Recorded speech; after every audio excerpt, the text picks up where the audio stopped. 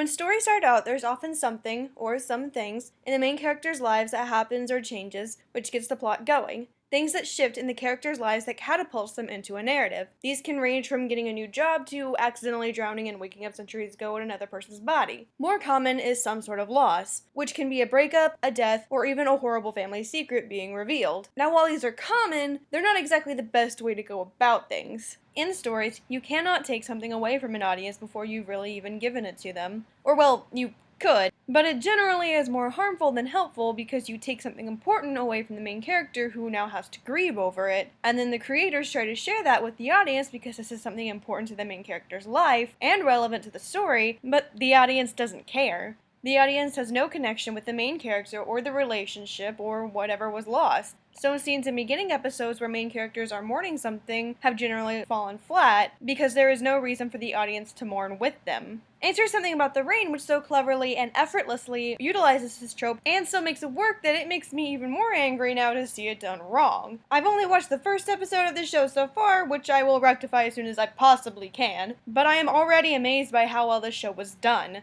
I've been impatiently waiting on this show for a while now, expectations fairly low, especially after attempting to start a couple of other K-dramas that I had higher hopes for, and all of them falling so flat I was only really considering continuing on with them out of sheer desperation. 이런 옷은 어디서 사? 부장님, 어느 게 더 마음에 드세요? 아까 그 미니를 입을까요? 아니면 이거 둘 중에 어느 게 더 마음에 드세요? 완전히 돌았네요. On second thought, I'll just watch paint dry or something.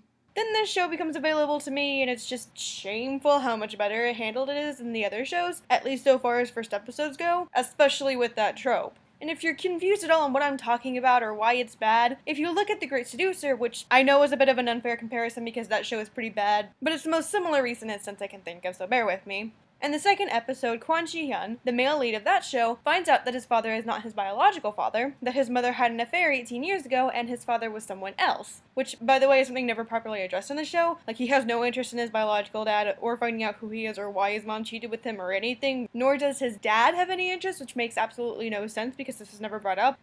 Anyway, not important. So he finds out about this and it's dramatic, then leaves or gets kicked out or whatever, and then he walks around Seoul and it's all sad and moody, and I was so bored during this scene. I remember rolling my eyes and playing on my phone until the scene was over because I could not care less. By this point I cared nothing for Kwon Ji-hyun, who the show set up as a bad person, and I was not endeared to in any way just because you gave him a random puppy to play with, creators. Seriously, who owns this dog?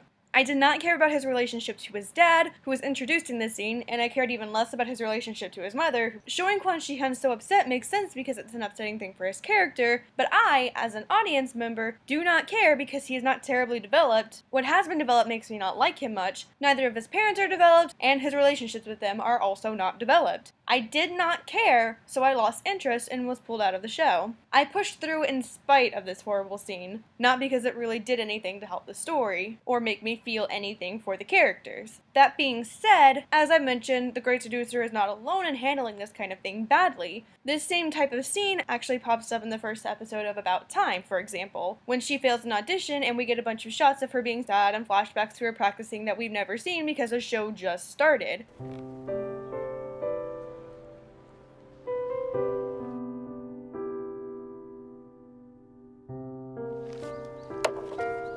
It was not done as badly as the scene in The Great Seducer, simply because it doesn't go on for as long, but was still a sequence that made me bored and disinterested in the show as a whole. In comparison to something in The Rain, which has something similar as well, except handled so deftly that I probably wouldn't have noticed if I hadn't needed to pause in the middle of the sequence and wound up thinking about it, because it fits so seamlessly into the story and is not jarring or boring, and I found myself caring when it happened here. And it only took me a second to realize the reason behind this was because the show spent all its runtime up to that point developing Yoon Ji-na, having us get to know her as a character and slowly introducing us to the people around her and her relationships with them, with one, or technically two, major exceptions. Her boyfriend and their relationship are not developed. We spend almost no time with her ex, only being introduced to him when they're breaking up, and know nothing about their relationship together. The characters are not overly emotional at this point. We've already gotten to know Yoon Ji-na a bit by the time this happens, and throughout the scene the show mostly focuses on her, with us really just seeing her and only a few cuts back to her ex. After this scene, the show focuses on her getting more development with snippets of her being sad thrown in because it's necessary. But it isn't until we care about her that we finally see her cry about it and we have an emotional sequence. But we do not focus on her ex. He's not in the scene at all, and there are no flashbacks to him either. We spend the entire time focused on Yoon Ji-na's pain because we are upset, not because the relationship ended, but because Yoon Ji-na herself is upset, and we care about her enough now that we care that she is hurt. And it doesn't just wallow in its sadness after these scenes end either. About Time skips to Trey Mika drinking with her friend and talking about how upset she is, and reminding the audience that she doesn't have long to live, but then they get up and start singing and dancing to feel better, which is good.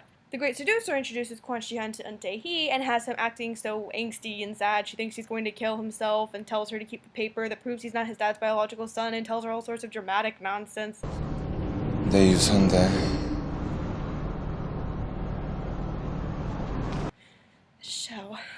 The show gives no respite from the feelings before. Something in the Rain, on the other hand, breaks the mood with the characters messing around with each other and smiling a bit, clearly trying to make themselves feel better and move on. 이게 누나한테 어디 자기라니. 몇 살 많다고 되게 유세다, 그치? 알긴 안 해.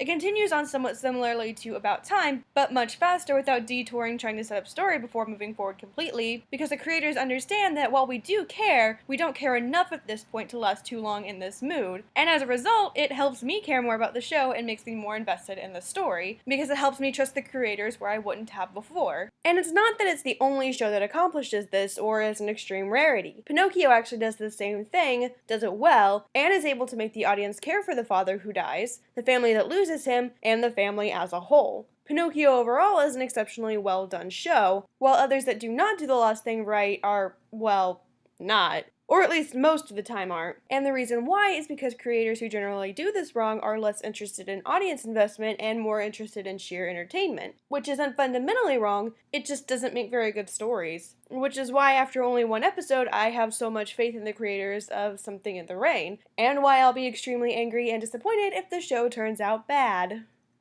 Please don't disappoint me. Please.